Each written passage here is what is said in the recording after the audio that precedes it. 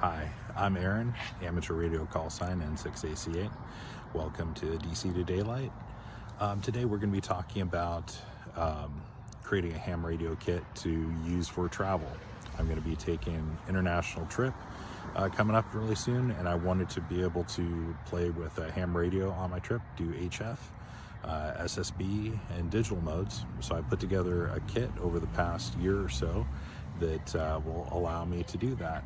So let's dig into it and see all the different components that make up that kit.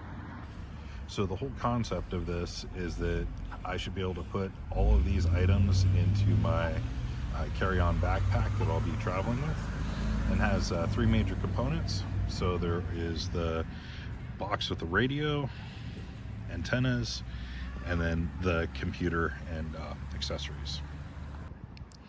So the radio that we're going to be bringing, I've got packed in an Apache 1000 case. When I bought the radio used, came in it, so I can't take credit for how it was all set up. But essentially, we got a Xiegu X6100. So I've got a USB cable for it for digital modes. I have a microphone unit. I have a headset.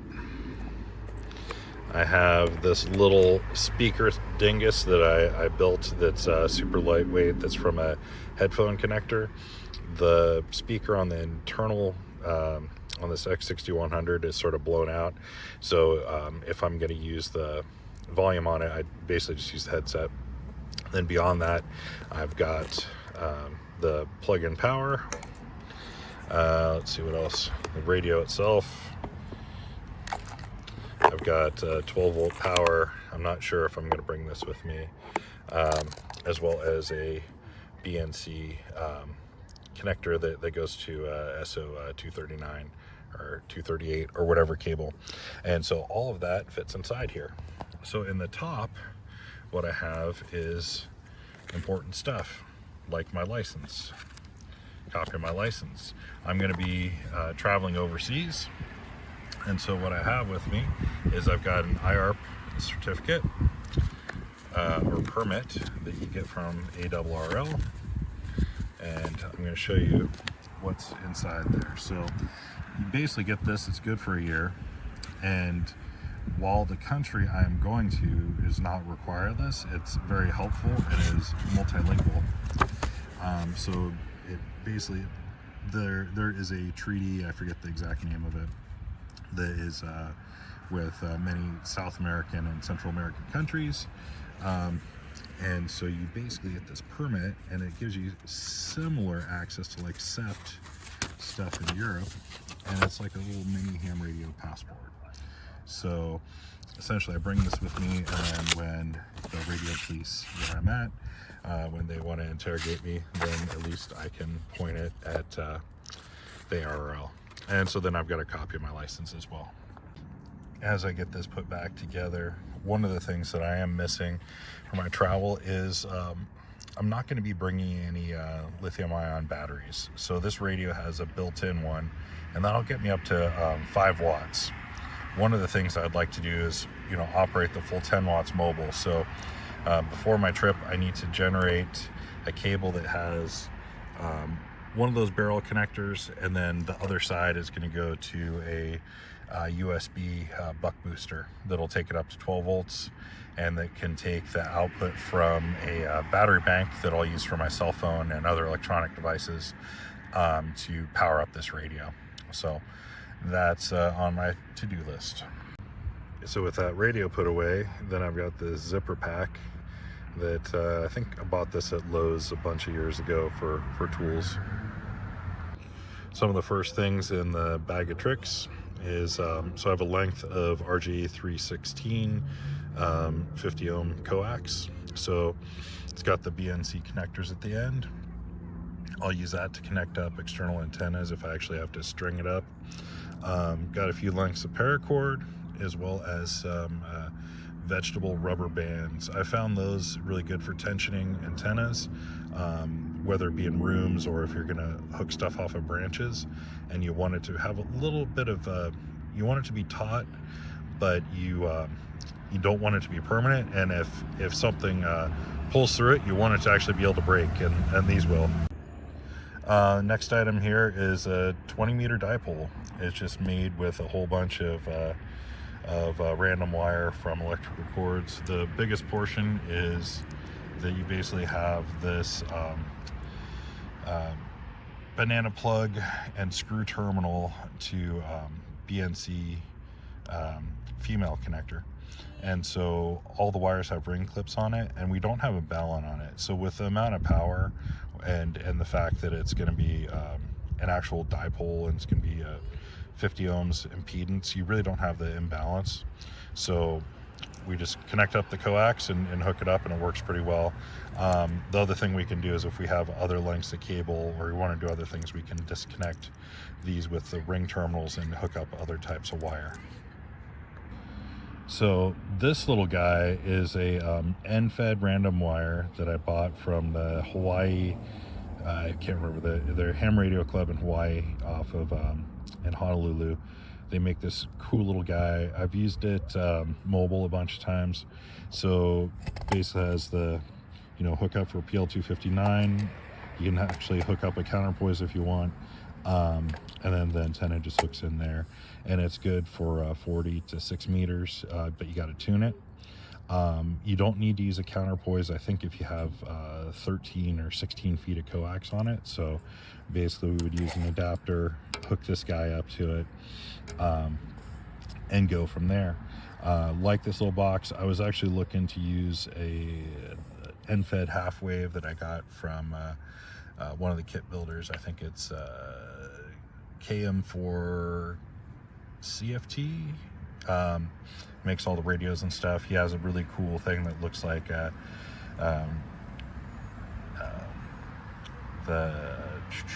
K6 ARK's antenna. Sorry, I had a brain fart there. Yeah, so it looks like that, except for it has a bigger connector on it, but I haven't actually built that yet. So beyond that, other adapter equipment, so stuff to hook up coax and devices. Usually I bring like a barrel as well as a PL259 to each type of BNC connector, so then we can adapt things if things break, or if we buy other cables, because you're often able to buy a CB cable and stuff like that in other places. And so if I end up getting some other things to replace it or break, having those connectors are great. So I brought a bunch of these too. So when I was over in Europe, we did a bunch of bus tours. Everyone has these disposable headphone sets. They actually work really great for QRP radios. So you can plug it in and use that instead of having a big headset. If they break, throw them away. So one of the things I'm really excited about is not very efficient, but very portable. So depending on where I'm able to operate, if I can only be on a patio and not having stuff hang off, I basically bought a Elecraft AX2 antenna. So it's a whip with a coil tuned for 20. I bought the coil that basically allows you to tune it up to 40. And then I built a little bipod unit. My son 3D printed the parts for me, and basically have an adapter, so it hooks to the side and allows that to hook up. So I've got the counterpoise wire there. It's built for a KX2, and so I'm going to modify it because I don't have a terminal on there. So I basically built a little soldered on tab for the BNC connector that then has a spade lug. And that will allow me to connect that wire up to have a counterpoise that'll be good for well, down to 10 meters, but probably mainly for 20 and 40 meters. The other thing that on this little thing I put together, I downloaded the instructions and parts from I think from Printables or one of the online sites. So it basically will hook to the side of my X6100, and it'll be off to the side and basically give it some balance. And then you crank that down, but when you're not using it, then you you make it flat and take it apart. So when packed all together, that'll just slip right in there into the bag. So I won't be carrying any knives with me on my carry-on, but I usually keep you know, some sort of pocket knife or multi-tool in my checked bag, and then I'll be able to use that when I'm in country. Some of the other things that I'm missing is I usually try to get a little bit of blue painter's tape and some electrical tape that I'll put in here just for repairing things. And the blue painter's tape is really great for putting a dipole on a wall. So like if you're inside your hotel room and you're not mounting something outside, you can oftentimes put it right there and not rip the paint off, and it's great. So I've got a crappy old laptop case that I'm going to reuse, and inside I've got my famous cheap Chewy. So this is one of the Atom laptops, so it's basically a Windows 11 laptop. It's not super light, but it'll fit in my bag real easy. So I've got it's like a 3 amp wall cord that charges it up, has this kind of barrel connector. So able to find a similar barrel connector online that basically it's a 12 volt laptop, which I actually like quite a bit. So I basically put a car cord on it. I've also got something that I'm not taking with me, but it's just a female jack to power pole connector. So if I need modularity, most likely I'm thinking on my kit here that where I'm looking to activate, if I actually get a chance to do POTA, I'm not going to do it from a car. So I'll probably leave all the 12 volt stuff at home and just bring the connector to power up the radio. So one of the things that I designed into this whole setup is that any of these items can be, you know, compromised, taken through customs or, you know, any type of border control, and if they want to mess with it, they can do so. The laptop itself is directly attributed to my call sign, has very weak passwords, and has no important data on it or conduits to systems outside of this. So all I use it for is digital modes and for logging. And then if I'm going to take data off of it, I will pull it off with you know, a micro SD or a USB thumb drive, and that basically allows folks, you know, we can power it up. I can have someone look at it if they need to in customs and do whatever they need to do, and I don't have to worry about personal information.